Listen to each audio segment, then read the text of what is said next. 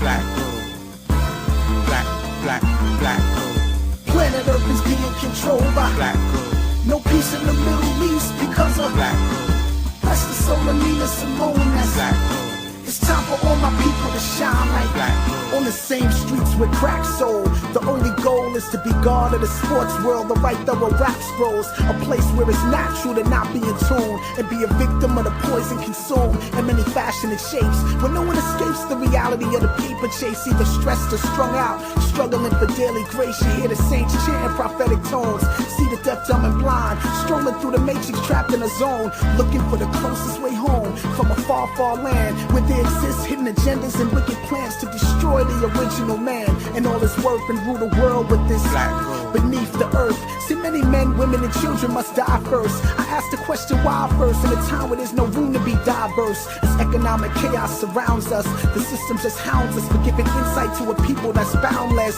Planet Earth is being controlled by Black gold, no peace in the Middle East because of black gold, bless the soul of Nina Simone. That's black gold, it's time for all my people to shine like black gold. for the thirst of more control and the thirst for blood. For the What got you into Doom's music? Yes. It's honestly such a weird topic to talk about because it was really just me going on YouTube one day. And I just ran across one of his, it was actually a Beef Rap, one of the earliest projects. I went ahead and listened to that and it just blew my mind, honestly, just his rhyme scheme. Because my dad, he used to be a DJ in Miami. And he would go ahead and he introduced me to Mos Def, Talib Kweli, artists like that. And it just blew my mind once I listened to him. And then I found your music through his song Sorcerers and your song Sorcerers. Yes. And then I just started digging more deep into your arts. And it's been history after that. Dope. Yeah, man, no, it's dope because I've been listening to Doom, since younger than you are now. You know, like when I first heard him was in 89. You know, I was just entering in, I wasn't even in high school yet, about to be in high school.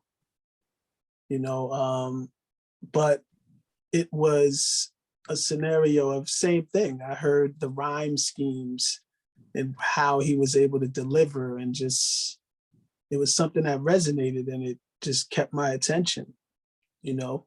Exactly. Yeah, I definitely get it. Yeah, it was just, I don't know. I've never heard anybody that's been able to present such a vivid picture in your mind.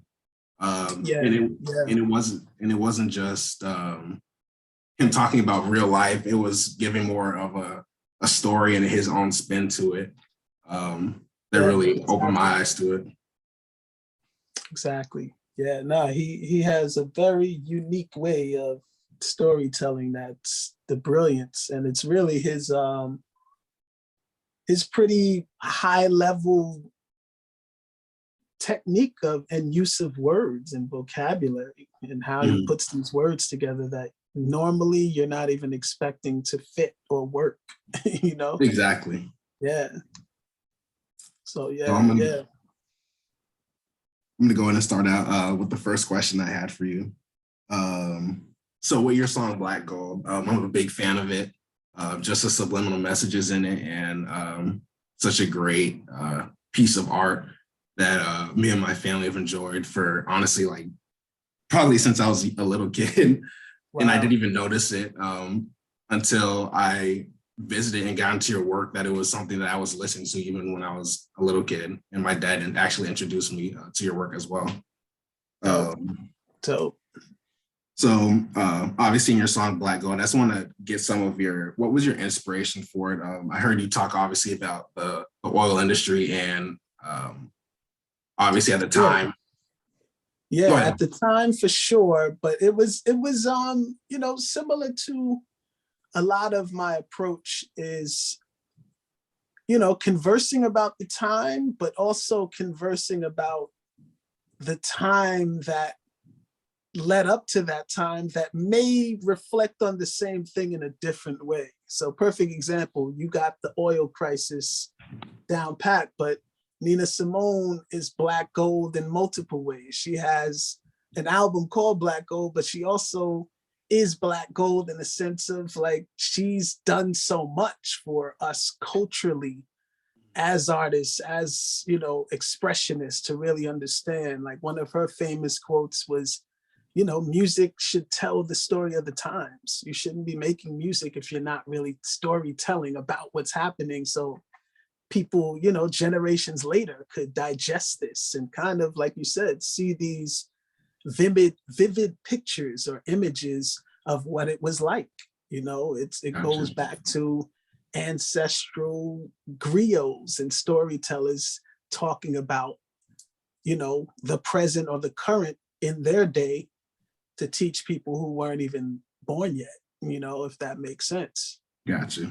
Yeah, I In that sense, definitely. it's the same thing. That's how I'm thinking. So I'll put those together. Nina Simone, Black Gold, you know, the oil crisis, but then also the outlook of just Black people around the planet and just the dynamic that I've been able to see so many Black people who are just gifted and talented and shine on a norm. Like, you know, we normally shine. We normally have these gifts and talents that are normalized in a way where they leaked into popular culture.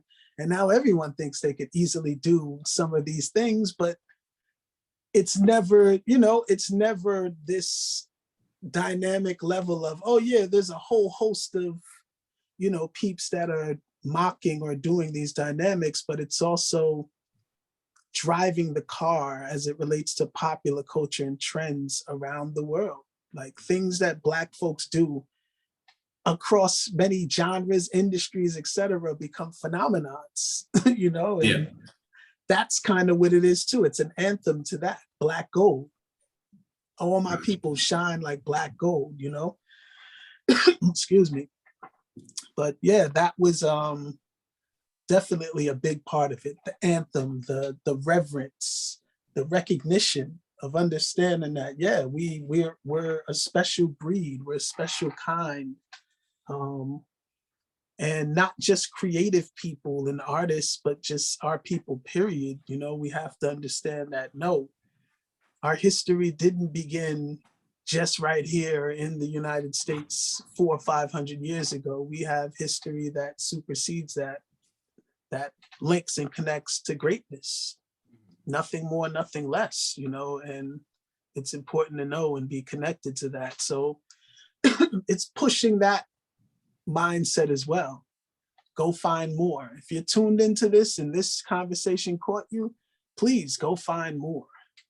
Go Gotcha. feed yourself more, because that's how I learned. You know, I would listen to maybe a KRS-One or a Boogie Down Production song, right? But then it made me say, damn, I kind of want to hear Public Enemy now, because KRS got me thinking different and wanting to hear a certain conversation. That's what led me to Brand Nubian and KMD, etc. So that's my approach, kind of whether I like it or not. I'm always looking to storytell in a meaningful way, no matter what the scenario is.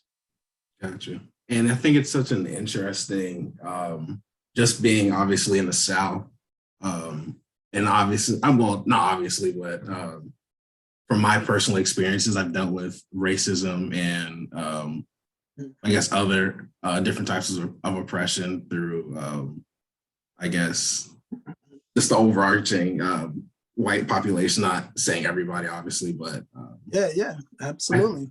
I think it's such an interesting, and even when I first listened to your song and up until now, I feel like it's such a great message just to, one, be yourself, embrace who you are, and then encouraging other people to learn more about who you are and where you come from, and not just saying, oh, I'm an American and that's it.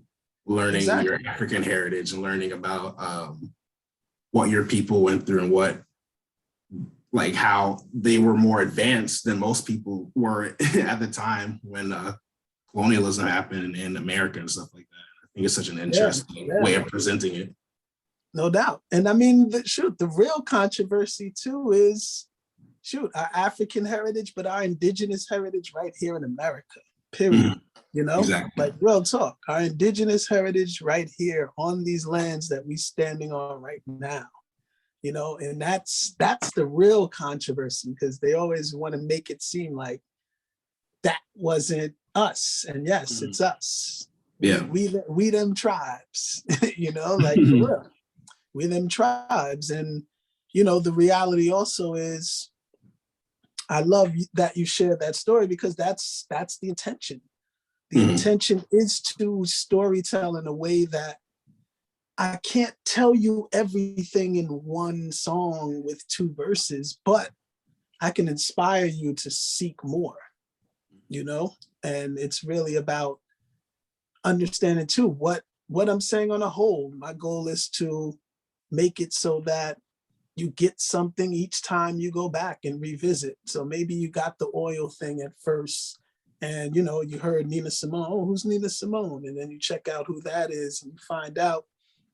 And then next time you hear about, you know, oh wow, I do have more options than just having a dope jump shot, or, you know, and that was kind of hinted off Biggie's, one of his rhymes. He said something, you either sell crack rock or you got a mean jump shot, you know, and my version was like, you're either dope with rhymes or you're ill at sports, you know. But it was bigger, like, no, we got to think bigger than that. We're more than just that.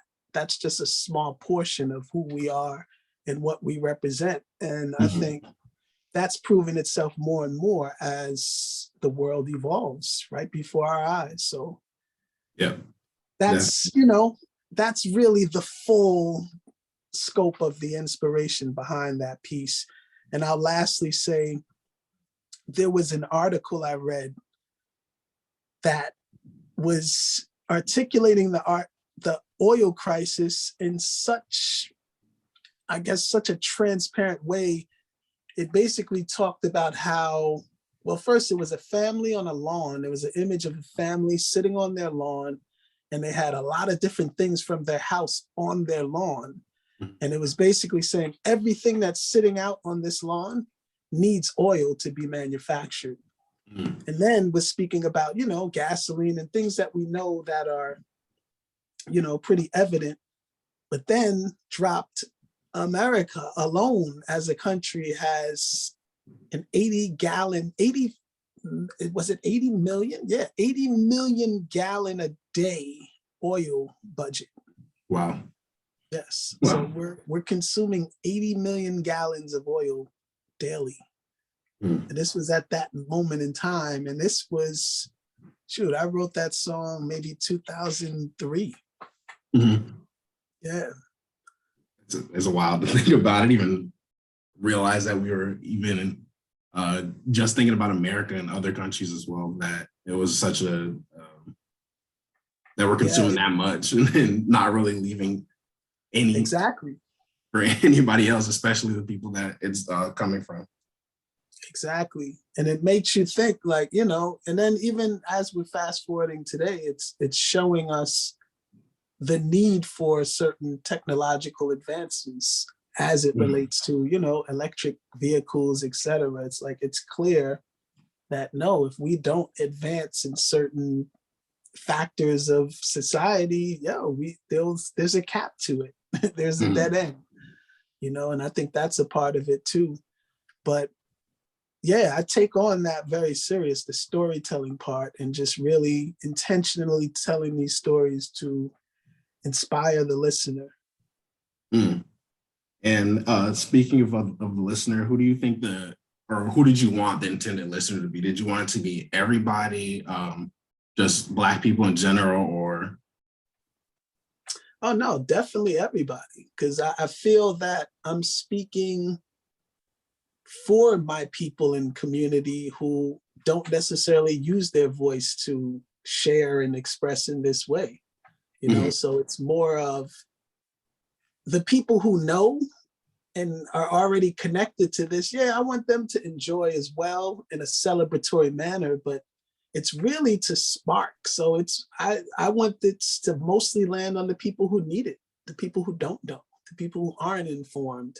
You know, I feel like a lot of times it's easy to preach to the choir, for a lack of a better expression, just by using certain phrases and dynamics that, you know, land with a certain group. But the challenge, in my opinion, is to maybe catch that, but at the same time, be open enough with your expression to invite other people in. So it's Gotcha. really, it's both. You know, of course, there's people who just connect with what I do maybe early on in the journey, and they just, you know, continue to retain a listening ship throughout. But there's also, you know, definitely inspiration to acquire new ears.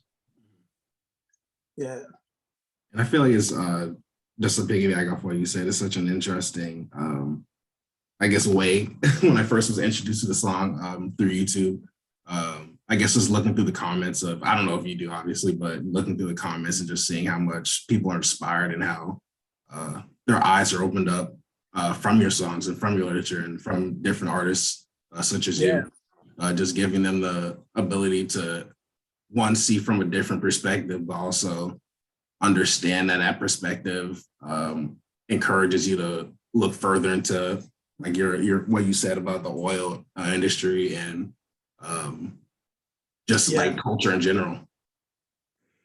Yeah, and that's, you know, that's again, that's the goal, because I want the listener to think for themselves, do their own research, go search, but just be in that zone of wanting to seek more, you know. And if when that happens, I feel like job well done. You know, I don't want to control the destiny of each step that's taking after that point. It's more about, you know, and that's the job I feel like like-minded artists do for each other. We kind of introduce you into a chamber and a zone that many artists may vibrate in this same chamber and zone, and just like-minded vibe as it relates to sonics, but even conversation. And it just allows us to kind of feed off each other in that way, which is dope, you know? Gotcha. And going on to the next question, this is a little bit more broad, I guess. What experiences through your life help you become the artist that you are today?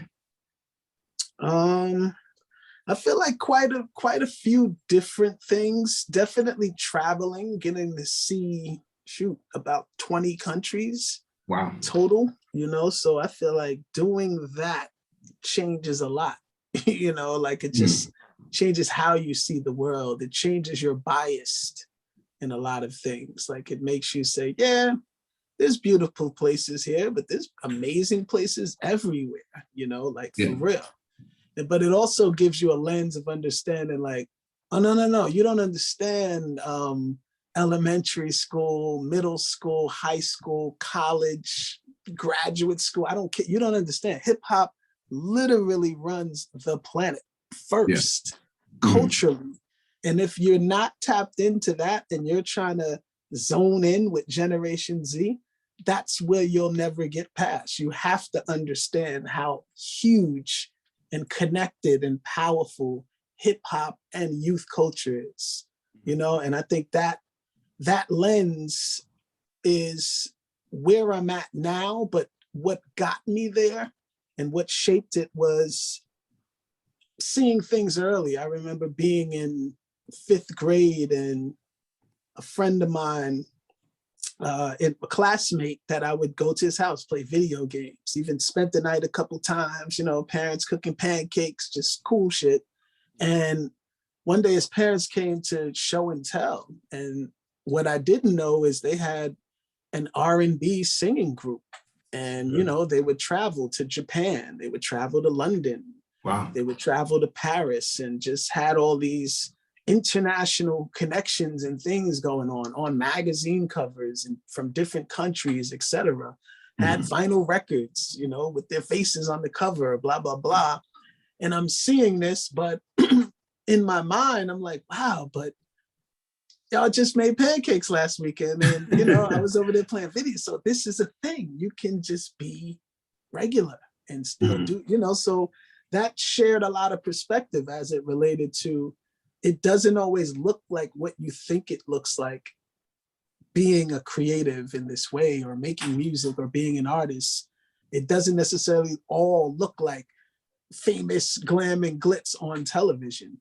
You can really be the family person that this is my passion and it's still how I make a living, etc. But I love it so much it doesn't feel like work, like everyone else goes to work. It's a different type of work, and to be connected to that so early, I feel like had a huge impact on just later steps. And even their son, Jamal, is the one who I wrote my first rhyme with in 5th grade, 10 years old, and him teaching me how to even write bars and understand the 4 count as it related to a bar, at 10. And at that time, did I know, oh yeah, I'm gonna be rapping and doing this forever? No, but I knew I was going to be writing and creating stories. And that's really how it started, wanting to tell stories, Gotcha. But also wanting to share things. And I think too, what shaped was the reason I don't necessarily use explicit language in any of the rhymes are early on, I wanted my family to hear it without judging from that, get to actually listen. And, not just my family, but other families. It was really like you said, my family was connected to that was intentional for me. So to know that that landed, in that way is important to me because I feel like when I grew up, first time I heard De La Soul was in the backseat of my mother's car, and it was like, this is how it should be. Yeah. And I noticed, I guess, similarities, just listening to MF Doom as well. And obviously some of his songs, he uses profanity and stuff like that. But I feel like, for me, at least for some of his greater works, he uses or avoids purposely using profanity to get his message across, and even confuse people that are used to listening to that. Oh yeah, he might even drag you down to the word, rhyming with the word, so you really understand what I want to say, but I'm not going to say it. I'll let you think. I'll let you think it instead of me saying it. Like for real. But that's the brilliance of where he is as a writer, as a thinker. It was so much bigger than him. And I guess, we're kind of getting into the next question, right? How did just a little bit. Yeah.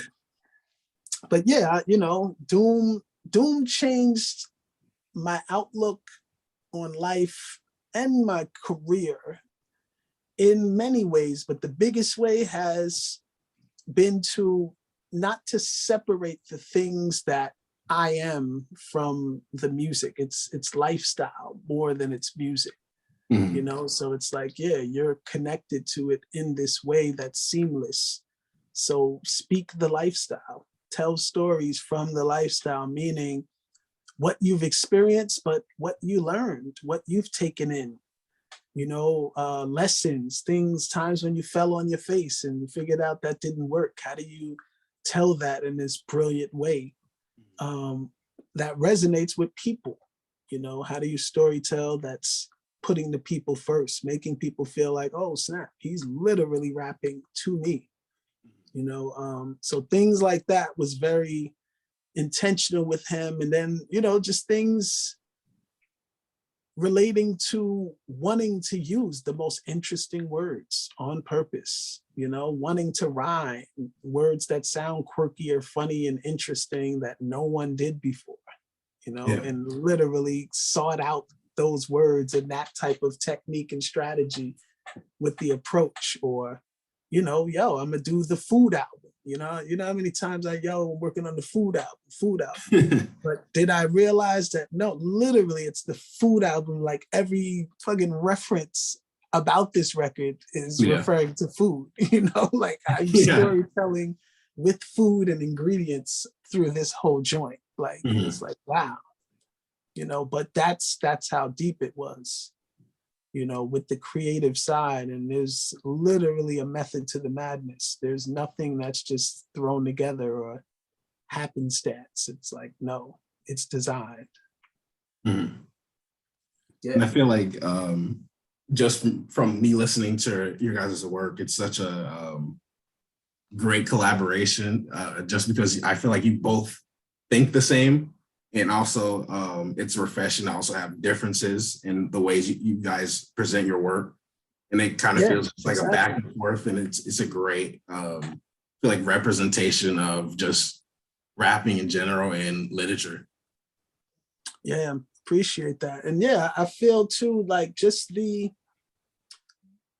not compromising your integrity part is huge Mhm. as it relates to Doom, the supervillain. Like that was one of the biggest things for him, is like, I don't care how big it or shiny it seems, if it doesn't fit well into the formula, then no, I'm not doing it.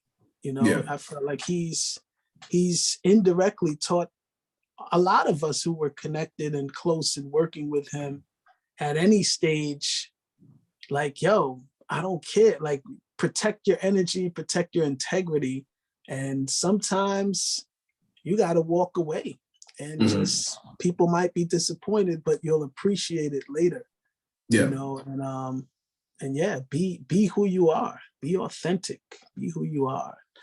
Don't try to like create these false narratives just to like, polish things up or make things seem more glamorous, because it's like, no, be who you are. People want authenticity.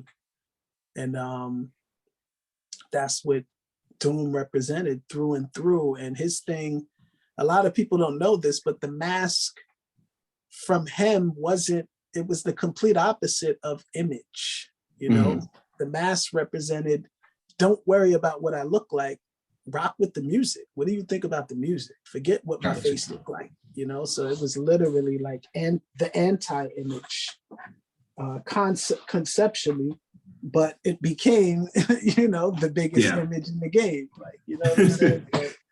It's kind of interesting how that worked and unfolds too, and still to this day. I feel like he's made that image more popular in the world than Dr. Doom has. Definitely. And I think that's one of the biggest lessons I learned from your music, just listening, obviously from middle school, in my early childhood, just growing up with it, just being yourself is one of the key aspects, I guess, of life. And I feel like your music, as well as his, was able to transform me into a better person, knowing that being yourself is more important than money or any other aspect of life, honestly. And giving you the base to start off with that, just like in middle school and obviously now too. I feel like it's definitely shaped me into a better person than somebody else that wouldn't have necessarily listened to that kind of music. Yeah, no doubt. And I feel like the world now, a lot of the stories I'm telling now, especially like upcoming, will be based around, undertones of financial literacy, working smarter, not harder, understanding that, yes, money is a tool and resource, but let money work for you. Don't spend your whole life working for money or trading time for money. Learn about money to the point where you obtain it however you get it, and then it works for you, and you don't have to do it that way anymore. Now you can invest in your ideas, and that's your job.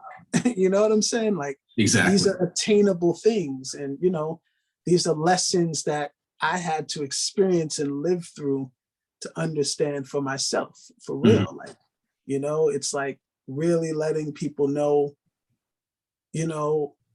you can seriously live from we're moving into a world faster than ever where you can live from your ideas. You can come up with an idea, activate it, and become a real thing in the world that's profitable and making it happen.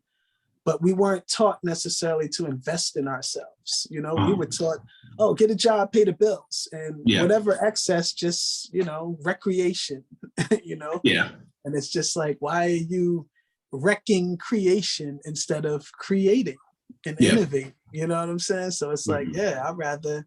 So that's a lot of the things I'll be sharing too, just perspective wise. But of course, in these abstract stories, you know, it's more about, let's level up. Let's become owners.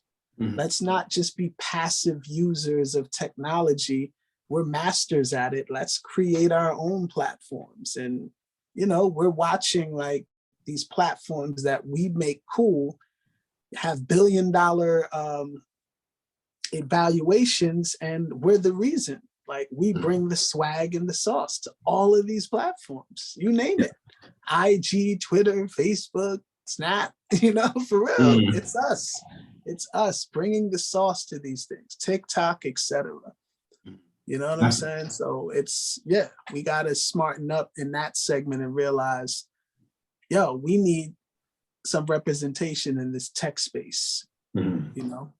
And I feel like it's such, your music as given by people, my friends, my family, just a base to start off, just realizing, and I think it's an interesting segue just to talk about my generation of youth, just realizing their worth and just understanding that, yes, you can get money, but also understanding that your life isn't all about money, and that with understanding yourself and understanding your culture and understanding where you've come from and your people and your family and like all those things, that understanding your worth is most important and gives you the base to start off to become successful in life. And I feel like that's one thing I've learned in life, with just learning about investing and Roth IRAs and stuff like that, is to invest in yourself first, and then everything will start coming after. Exactly. Especially when you know it's a good idea. That's the thing too. It took a while to learn. Listen to yourself. We all have that voice. It's like, oh man, this feels good. And a lot of times we get afraid and we don't listen to ourselves. And then we do something else only to land on what we knew was going to be the outcome.